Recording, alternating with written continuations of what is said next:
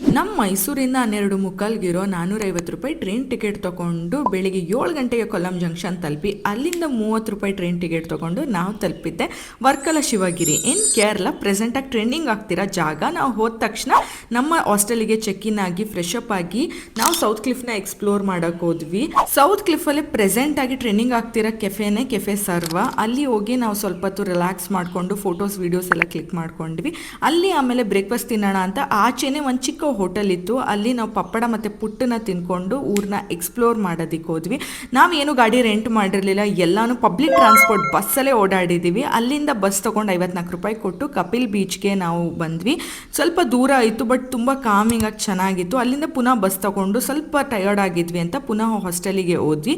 ತುಂಬ ರೆಸ್ಟ್ ತೊಗೊಂಡ್ವಿ. ಈವ್ನಿಂಗ್ವರೆಗೂ ಒಳ್ಳೆ ರೆಸ್ಟ್ ಆಯಿತು. ನಾನು ಬುಕ್ ಮಾಡಿದ ಹಾಸ್ಟೆಲ್ ಬಂದು ಮಾಲಿ ಅಂತ ಸೌತ್ ಕ್ಲಿಫ್ ಹತ್ರನೇ ಇದೆ. ನೆಕ್ಸ್ಟ್ ವಿಡಿಯೋದಲ್ಲಿ ನಾನು ಹಾಕ್ತೀನಿ ಅದ್ರ ಬಗ್ಗೆ. ಅಲ್ಲಿಂದ ನಾವು ರಿಲ್ಯಾಕ್ಸ್ ಮಾಡ್ಕೊಂಡು ಎದ್ದು ಪುನಃ ಫ್ರೆಶ್ ಅಪ್ ಆಗಿ ಅಲ್ಲೇ ಫ್ರೂಟ್ ಬೌಲ್ ತೊಗೊಂಡು ಪುನಃ ಬಸ್ ಹತ್ಕೊಂಡು ನಾವು ಸಿಟಿ ಎಕ್ಸ್ಪ್ಲೋರ್ ಮಾಡೋಕೆ ಹೋದ್ವಿ. ತುಂಬ ಬಜೆಟ್ ಫ್ರೆಂಡ್ಲಿಯಾಗಿ ಮಾಡಿದ್ದೀವಿ ಈ ಟ್ರಿಪ್ನ. ಪುನಃ ಅಲ್ಲಿಂದ ನಾವು ಹೋಗಿದ್ದೆ ಪಾಪಸ್ನಾನಂ ಬೀಚಿಗೆ. ಅಲ್ಲಿ ಫುಲ್ ಈವ್ನಿಂಗ್ ಎಲ್ಲ ಸ್ಪೆಂಡ್ ಮಾಡಿಕೊಂಡು ಅಲ್ಲಿಂದ ಪುನಃ ಬಸ್ ತೊಗೊಂಡು ನಾನು ಹೋದೆ ಹೆಲಿಪ್ಯಾಡ್ಗೆ. ಅಲ್ಲಿ ತುಂಬಾ ಫೇಮಸ್ ಆಗಿರೋ ಜಾಗನೇ ಹೆಲಿಪ್ಯಾಡ್. ಅಲ್ಲಿ ಫುಲ್ ನೈಟ್ ವಾಕ್ನ ಮುಗಿಸ್ಕೊಂಡು ತುಂಬ ಜಾಲಿಯಾಗಿತ್ತು. ನಂಗಿರೋದೇ ಇಬ್ಬರು ಫ್ರೆಂಡ್ಸು, ಅದು ನಮ್ಮಮ್ಮ ಮತ್ತು ನಮ್ಮ ಅಕ್ಕ.